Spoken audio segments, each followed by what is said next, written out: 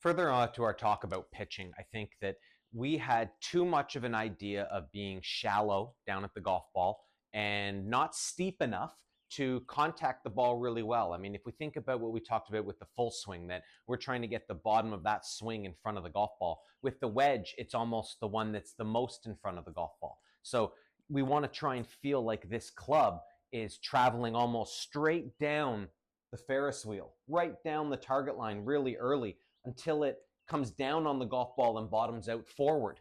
You could think that if, we want to be 5, 6, 7 down on the ball, you need to be 5, 6, 7 forward of the golf ball when you hit it, according to your launch monitor numbers at home. So when we're looking at trying to get a feel and a sensation for this, what I want to do is I want to build in some steep pieces, some things that help you achieve more of that Ferris wheel type of an action with the sweet spot rather than the merry-go-round, which goes, stays on the ground. We want to get this thing up, down, and maybe up again, but I'll get into that. So first thing here is I've got a water bottle to give us an idea of what we're doing. I mean, if we were outside, I draw a straight line down for our target line just to give us an idea of where we are and where we're going.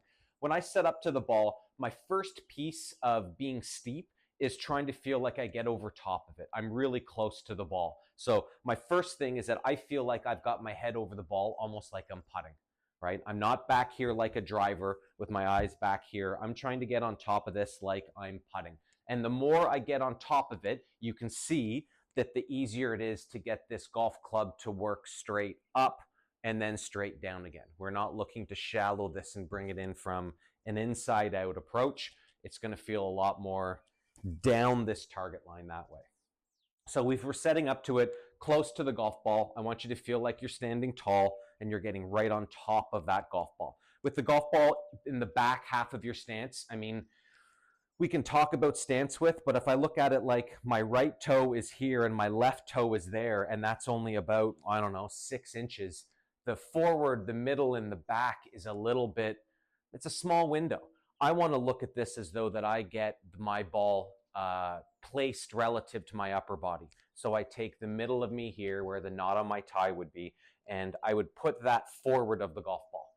So you can see from this view here, if I stood square and straight, I'm now going this way. You see how I've leaned my body forward. So I'm trying to get my face this way. Now the golf ball, not only am I on top of it, but the ball feels like it's back here. I'm put my body in front. So when I'm like that, now I've got this part in front of the golf ball. That's most important. So I've got my body leaning forward. It's a little bit open. That ball now feels like it's back off my back ear, and I've got my hands more forward. That's going to be a big key to this. I think a lot of people think in pitching, we need to have the shaft straight up and down, and we need this club to release so that if I've got a 60-degree wedge, it's going to have 60 degrees of loft at the bottom. I look at it like if I've got a 60-degree wedge, if I hit one of my fairly higher shots, I guess, I'm going to bring in 50. So that's even a little bit of lean. But for this regular one, it's going to be even more than that. So body forward, hands forward, all that encourages me being in front of the golf ball, as you can see right here. And then from there, I'm going to make swings, or I really do my best to avoid that. I do not want to hit that water bottle. It's not in the way. It's underneath the shaft plane, so it shouldn't get in the way. But this is a little bit more for the downswing. Feeling on the downswing that you don't stand up early, get this club going this way and chopping off on the water bottle. By staying forward, it's going to make the arms now swing along this path. And you can see from that video right over here that my arms are actually swinging across the ball. But that doesn't mean that the club will. It means the club is going to have a swing plane that's out that direction, but because I'm in front of it, because the ball's back, because of all these other pieces with my hands forward, I'm going to be fairly steep on that golf ball. That's going to help keep my path closer to straight down the line. So if I looked at the numbers like we had on your radar that you have back here, we want to try and have that maybe double digit down, 9, 10, 11 being a normal number with the path zeroed out, right? It doesn't have to be wildly in one direction. We want to keep that fairly zeroed out. So handle forward, body forward, chest forward. And now from here, get comfortable getting that club going back away without hitting the bottle and back through without hitting the bottle. I think you're going to notice that in order not to hit the bottle on the way down into the ball, you might have to keep your hands forward And therefore, in order to keep the face pointed at your target, you'll have to go more toe down, which gives you a feeling of the face being more closed. But with the wedge, that's okay. I got my setup, my takeaway, my downswing ideas, avoid the water bottle.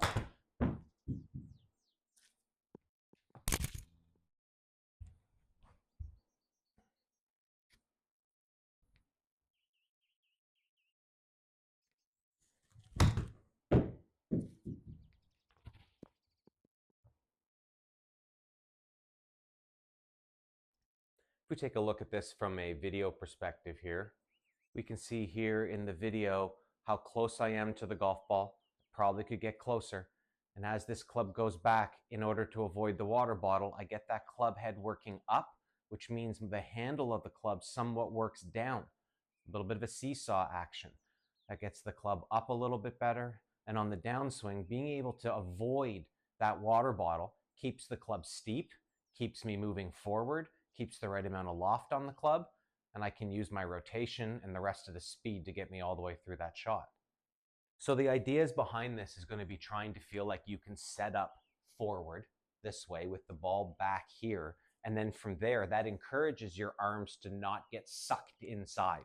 You can still keep that club head working up and then down into the golf ball. Because it's so down, it's going to have a really good path at the ball. So I don't think you need to look at your path numbers when it comes to your launch monitor.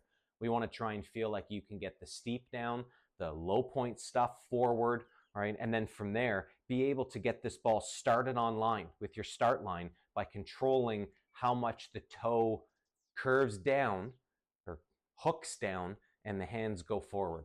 Those are going to be our key pieces to get this club working through here. Like I said, steeper, more into the ground and less sweepy into out. So try those pieces and let me know what you think, because I think these are some ideas that, you know, we haven't really heard of much in golf. I mean, steep is a fairly popular term now, but so is shallowing. And I think that you can get a little confused when you see one video that talks about shallowing the club and coming from the inside, and then here I come and talk about taking the club almost outside and hit down on it. So I know it can be confusing, so let me know if you've got any ideas.